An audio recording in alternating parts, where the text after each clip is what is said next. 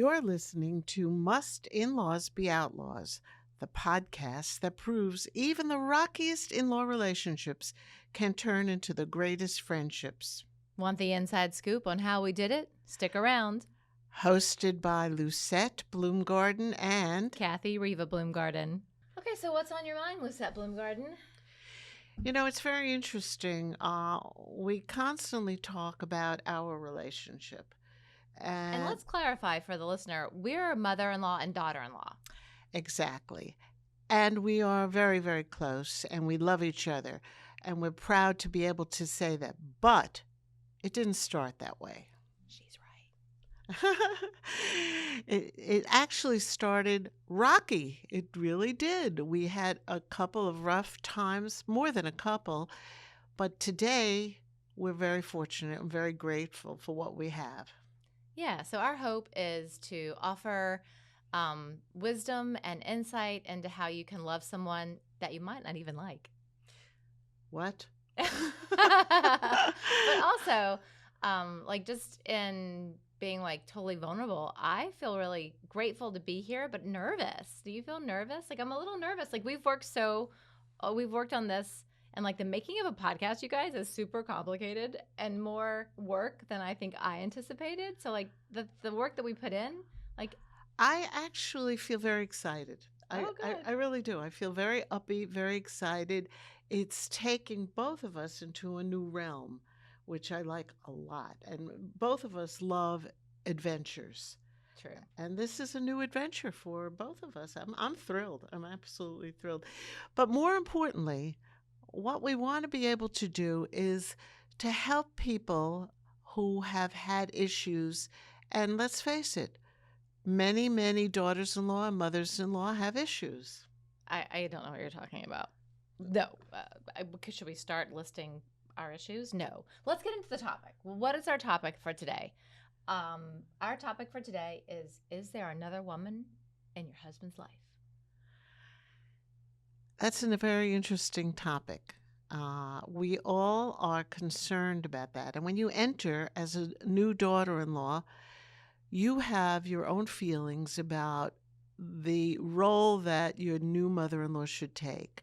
But the mother-in-law has her own feelings about what role her daughter-in-law should take. Well, let me set the stage. I met you in 1997, and I was from Mobile, Alabama. I lived in New York City at the time, and your middle son, my husband, was just the most fun, loving, great guy, but from New York, from Long Island, New York. So definitely we had a little bit of culture clash at the very beginning where I think I had a perm and a Southern accent, and I definitely wasn't sophisticated, put it that way.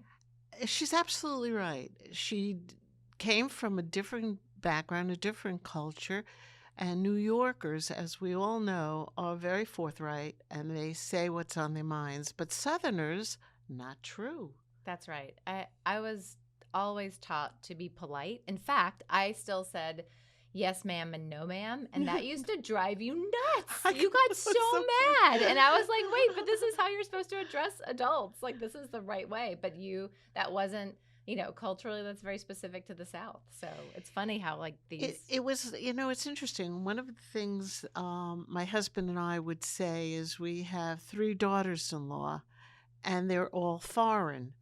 And they would look at me and say, oh, really? I'd say, yes. One is from Spain, one is from Brazil, and one is from Mobile, Alabama. And they would say to me, Mobile, Alabama isn't foreign. I said, oh, you think so? It's true. It's true. It was really so when we first met, I think that there were a lot of things you were surprised at. I'll put it that way, put it nicely. And I think that I had my own expectations that I brought to the table that weren't that had nothing to do with you, but my own expectations. I was looking for family ties and extended relationships that were just different than I had come from, and your family was slow to warm up to that idea. Well, she's not wrong, because she wanted an automatic loving family, and we always felt that it takes time and growth. But let me ask you something. today, you know what our relationship is like, and she's smiling, and Yeah, I'm we're smiling. I'd say What do almost best friends. But what? Yeah, I would say that. Yeah. What? I'm gonna cry. Yeah, me too. What would you say if you had to give somebody one piece of advice? She's got tears in her eyes, and I have tears in my eyes. It's true. But what would It takes be work. the one key action you would say a mother-in-law and a daughter-in-law need to do or have? That's a great question. What does a daughter-in-law, I can speak from my experience, it took years for me to let go of my expectations of what I wanted to have happen and just allow and find the parts of you that I learned to love the most. And I can list them. Like, I love that you're fast to laugh. Like, you laugh at everything. Even if something goes wrong, you laugh. And I'm like, that's an amazing skill. I don't have that skill, by the way. I'm too much of a control freak. But there's so many things that I could focus on that are your positive attributes, or I could have continued to be like, oh, I wish that I had this. I wish that, like the things that I wanted to have happen. So I had to learn with myself So it sounds to to manage my me, expectations. if I'm interpreting this correctly, it sounds to me what you're basically saying is keep an open mind. Am I correct? Is that what you're trying to say? Yeah, and I also look at relationships like as an opportunity for growth. So I had to look at where I could what joy could I find in this, as opposed to just staying in like the smaller version of me that was like, poor me, my mother-in-law sucks. Like, I said that, No, by the way. no. People have heard that from me. But the truth of the matter is, and I must credit Cathy a tremendous amount. And by the way, I think that's also part of a loving relationship is when you give the credit when it's due. You don't just say, "Oh, you look beautiful," and the person looks terrible. You have to Yeah, you're believe. honest. Another thing I love about you is she is honest. Yeah. Yeah, to a fault. But what I was about to say about Cathy is she's always willing to evolve and has evolved tremendously. But this is not just about Cathy and me, although our experiences will have a lot to do with how we advise you, because the wisdom we have acquired came through our own experiences, came through the mistakes we made and the positive things we did that really brought us joy and love.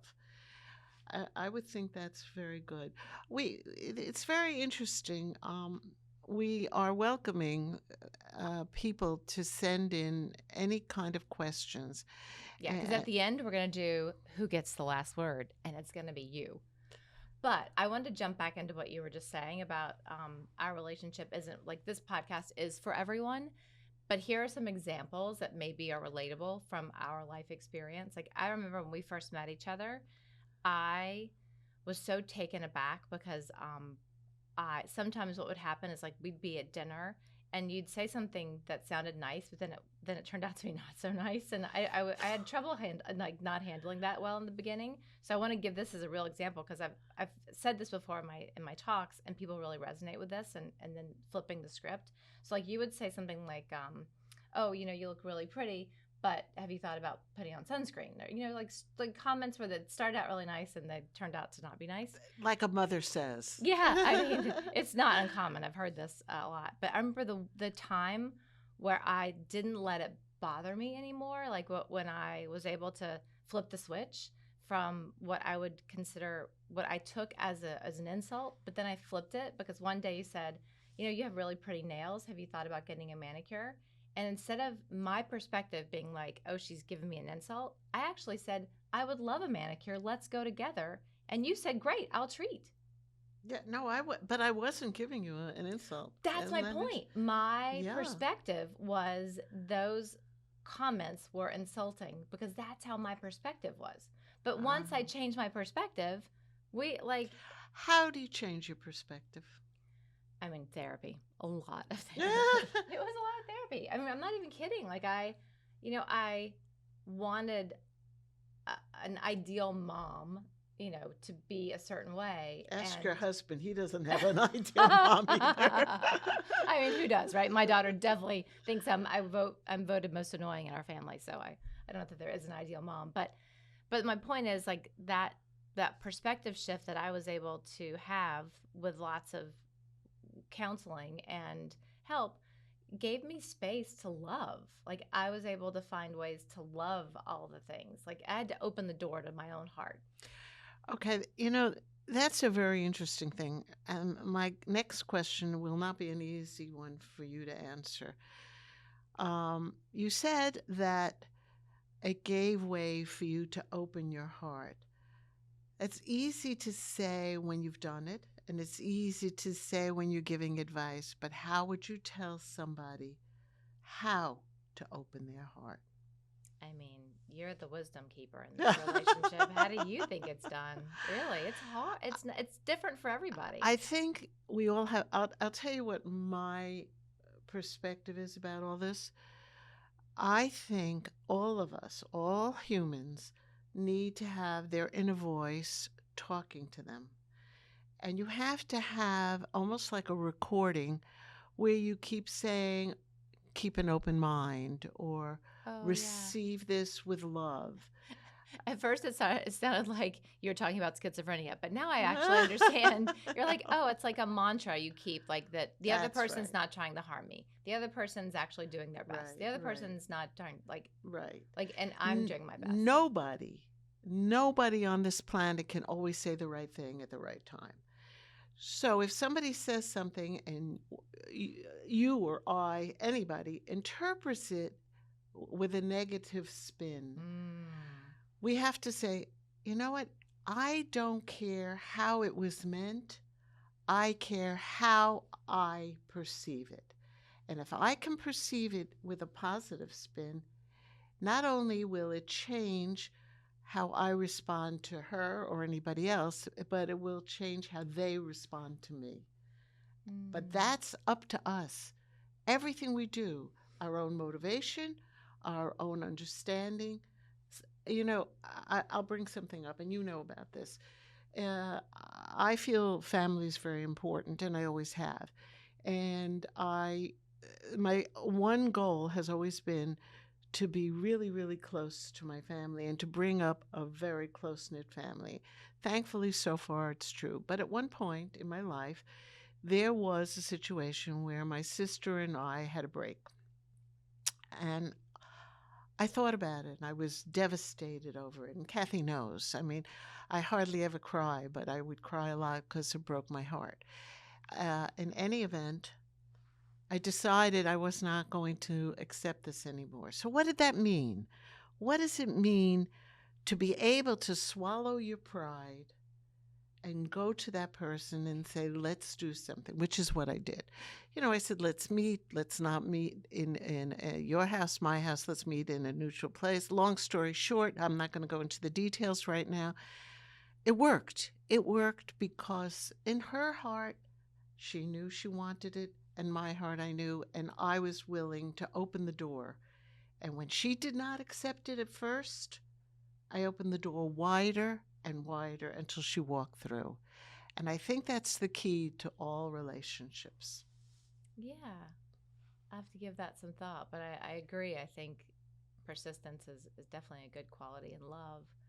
But I think also, like, is there another woman in your husband's life? What happens if, to answer that question, what happens if the mother-in-law is super intrusive and the daughter-in-law has done all of this work, and the mother-in-law still pops by? I mean, remember that show Everyone Loves Raymond, where the mother-in-law would just come by unannounced? Like that happens. So like how does a person handle, how do you set boundaries when there's unclear, That's a very tricky on thing. both sides, probably. Oh, absolutely. How you say it can determine the future of your relationship, without a doubt. That is a very interesting thing, because how would you tell now? And pretend I'm not the mother in law, because our relationship now has evolved to a very wonderful spot. But how would you advise somebody to talk to their mother in law with whom they do not have a great relationship and say, you can't say to them, don't pop by? What would you say? Well, just like with your relationship with your sister that was fractured, I think I think it's okay sometimes to find a third party person to bridge the relationship, and Mhm. especially with a mother-in-law and daughter-in-law. But if you really, really care about what the relationship, the outcome is going to be. So I think about my daughter, right? Like I want to heal every possible thing so that my daughter doesn't inherit any mishigosh, any stuff. Like I'd like to have cleaned up my family lineage so that my daughter has a better leg to stand on when she has her kids, you know? So I would hope that if there is an issue with a mother-in-law that is really serious, and the daughter-in-law doesn't feel like she can broach it herself, then I think that the husband has to step in and talk about it. Ah, that's a very interesting thing. Very. Before we go any further, Kathy, tell them your mother-in-law joke. Oh, okay. So why did the mother-in-law cross the road? Because she thought it was a boundary. That's appropriate. And that sums up a lot of the in-law relationships. It It does. does. And clearly I have no timing, but that's Yeah, but it is very interesting about. Let me try to go back a little bit about what a mother of a son goes through. A mother of a son has spent, what, 22, 25 years being the only serious female in her son's life. He may have had girlfriends, he may not have, but the mother is the one. You get a sense of an exalted position. You begin to feel like you're the one, you're the one. All of a sudden, he brings along this other woman and he wants to be very devoted to her. She wants to feel that she's the special woman in his life. That's why Cathy said, is there another woman in your husband's life? Who is that other woman? That's the mother, and that's the mother in law. Okay, the mother in law needs to do things, and so does the daughter in law have to do things. What would you advise a mother in law to do? I mean, back off. I Okay, just think relationships need that's time to grow. that's too superficial.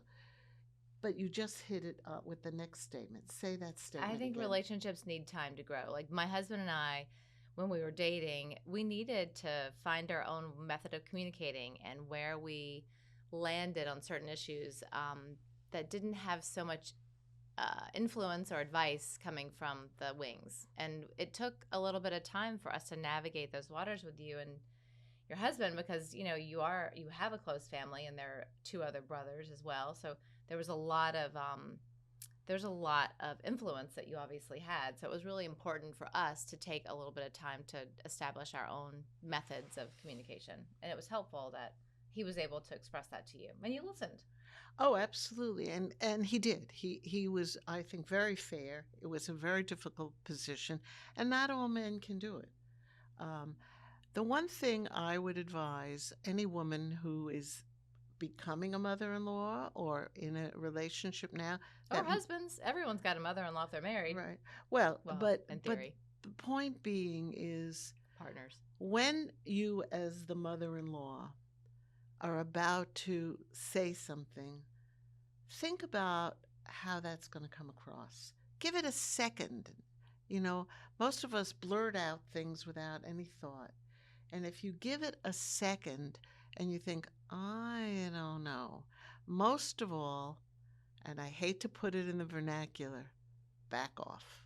Back off. When in doubt, back off. See, so we agree on something. Yeah. It's important, I think, and hard to carve out those initial relationships. So I just appreciate the fact that you were able to try. And it's an ongoing experience and an ongoing learning experience for all of us. It does bring up. It does make me think of a time where boundaries were crossed a little bit, where I allowed you into the delivery room for our daughter. You and my mom got to be in the delivery room for my daughter. Oh, that Now, was so funny. let me tell you. That was so funny. That might not have been my best decision as a woman giving birth. Maybe it was the hormones talking. But At some point, my husband stopped paying attention to me and started paying attention to you. This is a problem. So boundaries were crossed. So I kicked them out. Both of them got kicked out of the delivery room. And But the funniest part of I the was whole so mad. I oh, like for years had anger over that, by the way. I did. oh, My husband we was were just making so, and the reason he laughed is because her mother, my husband, David was with us me. now. No, Oh, just so the your moms. mother and I, Mm-hmm. and we sat there. We were so thrilled to be there. We didn't say a word. We didn't blink. We were so quiet. And her husband kept looking at us and finally cracked up laughing because he'd never seen me in particular so quiet. So his laughing made Cathy very upset. So she kicked us out. But the funniest part was her mother and I kept running to the door to peek in, and they had a curtain, but the curtain only came down to our knees. So they could see us. We were standing there That's true. and they could see us there. And again, he's laughing. So we had to back off. Back off. There it is. There it is. It's a reoccurring theme. Easier said than done. But I did have to go. I went to therapy over that. I was so mad at my husband for that. I really did. I was so mad. But isn't it funny, like looking in the We were rearview angry mirror? too. We were angry because we got kicked out because he was laughing. Looking in the rearview mirror, though, it's funny how emotions fade, right? So, like, what in the moment was so, like really pressing and triggering, and in the rearview mirror, it's just a lighter feeling. So, I would say that's the one piece of advice that I have is that whatever you're feeling in the moment, this too shall pass. If you Very allow wise. it. Very If you wise. allow it, this too shall pass. Well, there's the operative word, if you allow it. Because a lot of people say, I'm right. I'm right. I'm the mother-in-law. I should have the last word.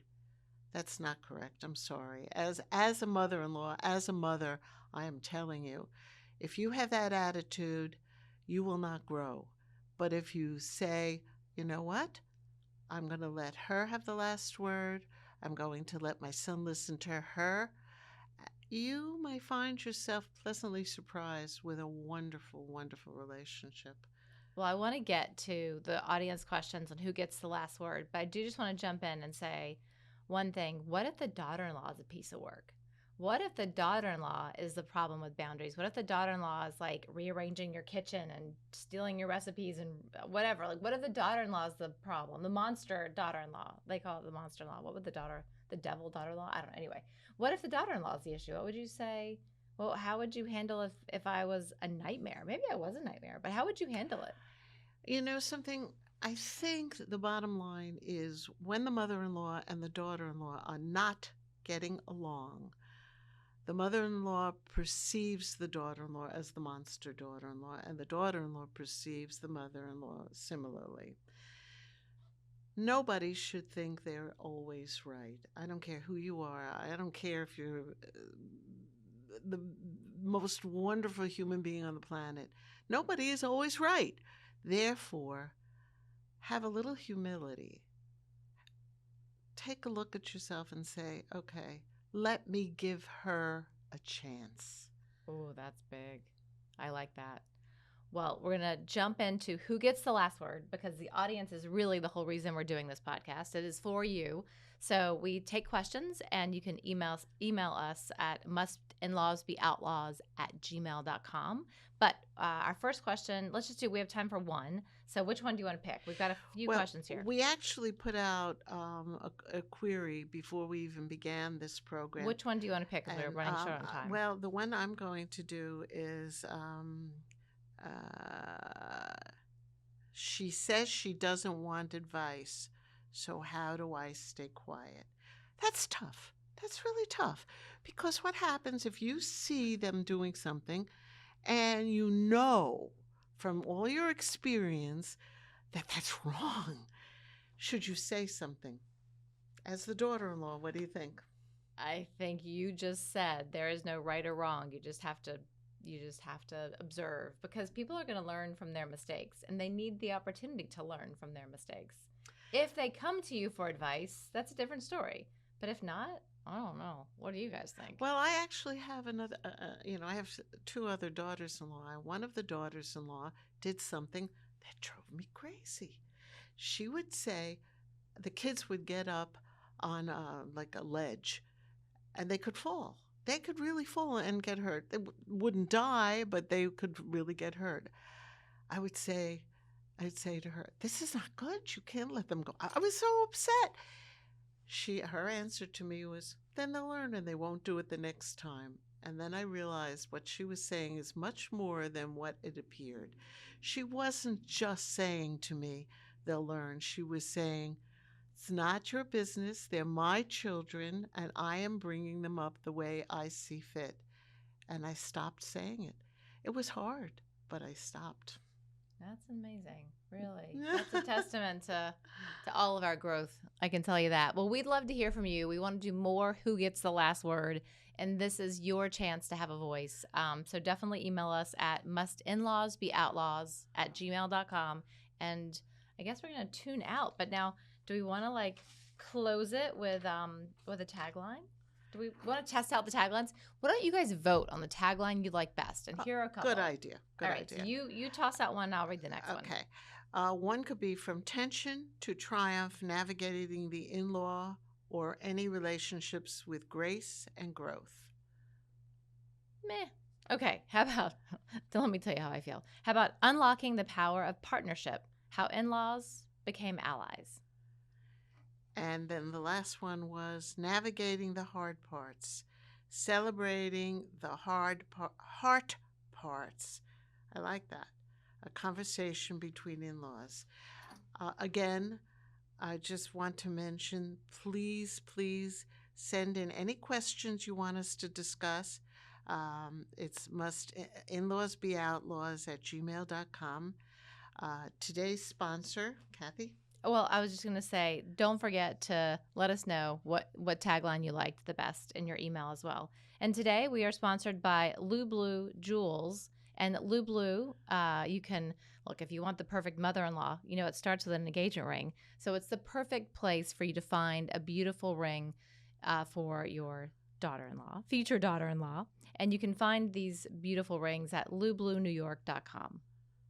And thank you for joining us today. We look forward to next time.